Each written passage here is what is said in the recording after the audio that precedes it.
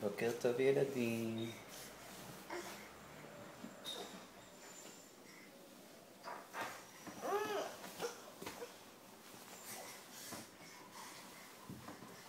עומר, תגיד משהו לכולם.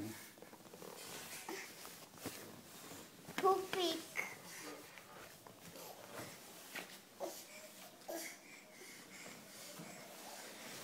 נראה לי ששחר לוקח לך את הכרית. נכון, שחר?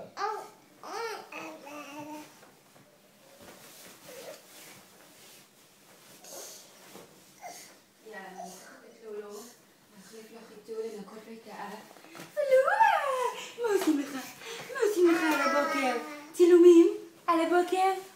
תגיד להם, רק התעוררתי. תראה איזה תמונה יפה, ככה כיף. אבל לא מסתכל על אבא. אני מצלם וידאו. מצלם וידאו.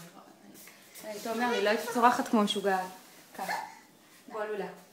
בוא נחליף לך בגדים. ביי ביי לאבא. ביי ביי. ביי ביי. מה אתה שותה? שוקו?